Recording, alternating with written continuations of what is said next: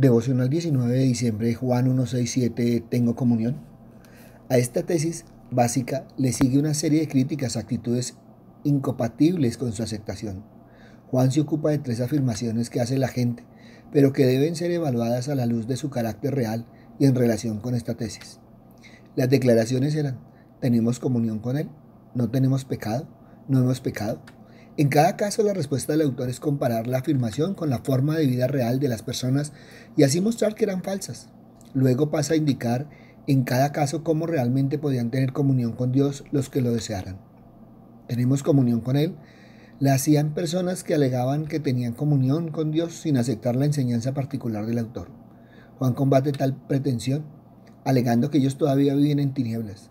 La situación del cristiano es parecida a la de alguien que camina en un escenario oscuro en el círculo iluminado por un reflector. Avanza despacio para caminar en la luz sin temor a tropezar o perder el camino. Vivir en el resplandor del reflector implica vivir una vida compatible con el hecho de estar en la luz, una vida que está libre de pecado. Vivir en las tinieblas significa vivir sin el beneficio de la iluminación y dirección divinas, y por tanto vivir en pecado. Lo que Juan afirma es que no es posible tener comunión con Dios y al mismo tiempo vivir en pecado, porque tener comunión con Dios significa andar en la luz, mientras vivir en pecado significa andar en tinieblas. No es probable que la gente haya dicho: tenemos comunión con Dios y sin embargo andamos en tinieblas. Esa era una contradicción que ellos tampoco aceptarían. Más bien, Juan llamaba la atención a ciertos rasgos de su forma de vida, considerándolos pecado y por tanto señales de vivir en las tinieblas. Esas personas estaban engañando a sí mismas. Ellas afirmaban tener comunión con Dios, pero debido a la incompatibilidad entre la naturaleza de Dios como luz y su naturaleza de hombres que vivían en las tinieblas, se engañaban a sí mismos. Se engañaban al pensar que podían tener comunión con Dios y al mismo tiempo practicar el pecado, y se engañaban al pensar que la experiencia que imaginaban era comunión con Dios, era verdaderamente comunión con Él. La verdad es la realidad absoluta de Dios revelada en Jesús y en el mensaje cristiano, y que esta realidad es de índole moral. Practicar la verdad significa vivir de acuerdo con el camino revelado por Dios y por lo tanto como aquellos que pertenecen a la esfera divina.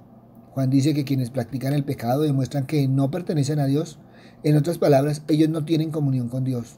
El versículo comienza planeando el problema de una manera dura, directa, aludiendo a quienes afirman tener comunión con Dios, pero a la hora de la verdad no la tienen en absoluto. Entonces estamos frente a una mentira. El apóstol estaba hablando con sinceridad y de forma tajante. Poniéndose en primera persona, afirmaba que en este caso mentíamos. Así que Juan dijo que si decimos que tenemos una relación de comunión con Dios y estamos viviendo en la oscuridad, es decir, en el pecado, estamos mintiendo. Nosotros, por ética, por educación o por delicadeza, no nos atreveríamos a decir esto a nadie. Con frecuencia oímos hablar del pecado entre los cristianos, pero debemos tener en cuenta que si usted va a caminar con Dios en el sendero de la vida, ha de tener que caminar en luz. Y si aparece el pecado en su vida, usted no estará recorriendo ese camino en compañía y comunión con Dios.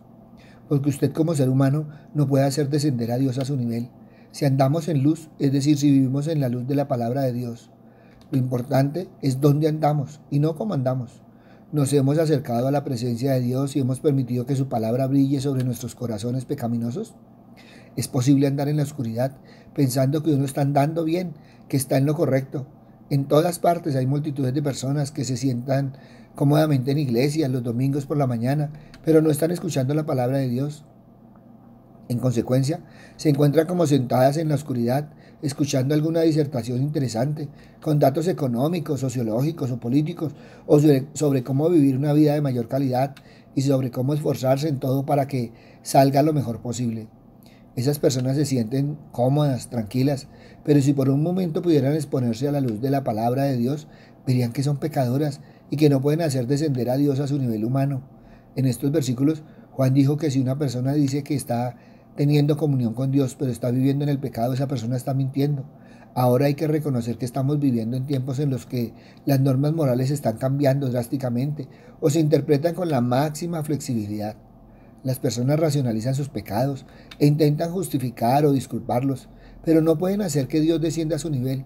Si un individuo está viviendo controlado por el pecado, Dios no tendrá una relación de comunión y compañerismo con él. Si alguien piensa de otra manera, se estará engañando a sí mismo, y usando un recurso de estratagema psicológica para adoptar una fachada ante los demás. Muchos de nuestros complejos están centrados en este punto. Este tipo de actitudes conduce a la hipocresía y podemos encontrarnos con cristianos que profesen tener una relación de compañerismo con Dios mientras al mismo tiempo estén viviendo en oscuridad espiritual. Juan dijo que tales personas estaban mintiendo. Juan dijo, y la sangre de Jesucristo, su Hijo, nos limpia de todo pecado. La palabra para limpiar está en el tiempo presente. La sangre de Cristo simplemente continúa limpiándonos de todo pecado. ¿Ha perdido su relación de comunión y compañerismo con Dios hasta que se haya limpiado? Juan estaba hablando sobre una verdad familiar, y la verdad familiar es importante. Si usted está incluido en la familia de Dios y tiene pecado en su vida, Dios no va a tratarle como a un pecador que se encuentra desligado de Cristo. Él va a tratarlo como a un hijo desobediente.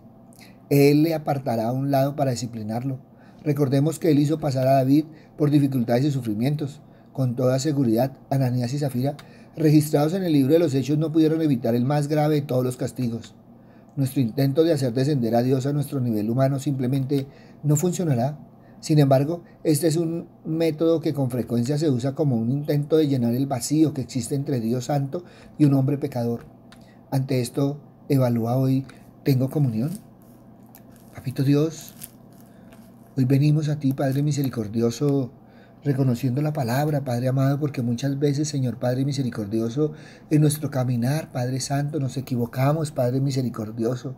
Por eso, Padre bueno, hoy te pedimos, Señor, que tú nos perdones, Padre bondadoso, pero también sabemos, Señor, que tú ya nos reprendes es como hijos, Señor Padre amado, no como aquellos desobedientes que endurecieron el corazón y nunca han querido nada contigo. Por eso, Padre bueno, hoy venimos a ti, Padre misericordioso, a decirte, Señor, gracias por la exhortación, Padre misericordioso, porque cada día no solo nos enseñas, Señor, sino nos reargulles, Padre misericordioso. Por eso, Padre bueno, hoy podemos, Señor Padre misericordioso, decir que tenemos comunión contigo, porque muchas veces nos hemos equivocado, pero también muchas veces nos hemos arrepentido. Hemos venido a ti, Padre misericordioso, y hemos hallado la gracia del perdón, Padre amado. Papito Dios, pero también te ponemos a todos aquellos, Padre misericordioso, que aún creen, Señor, que porque se aprenden la palabra de memoria, Señor, pero no la viven, es que andan en comunión contigo, Padre misericordioso. Aquellos que sacan excusa para todo, Señor, o aquellos que se creen radicales y fanáticos, Padre misericordioso, pero lo que están escondiendo, Señor, es que en el fondo no tienen comunión contigo, Padre misericordioso, sino que viven una religiosidad.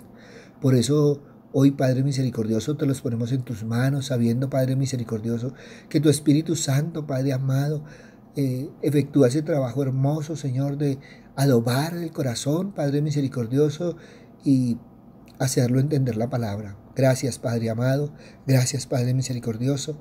En el nombre de Cristo Jesús, para gloria y alabanza tuya. Amén y amén. Buenos días para todos. Les habló el pastor Walter Bernal de la Iglesia Su Gloria en mi Bogotá. Un abrazo, muchas bendiciones y evalúa, ¿tengo comunión? Si esta palabra tocó tu corazón, compártela. Muchos necesitan evaluar si tienen comunión. Si necesitas palabra, ve a nuestra página web, sugloriamibogotá.org, o ve a nuestro canal en YouTube, Su Gloria en mi Bogotá. En ellos encontrarás palabra del Señor. Buen día.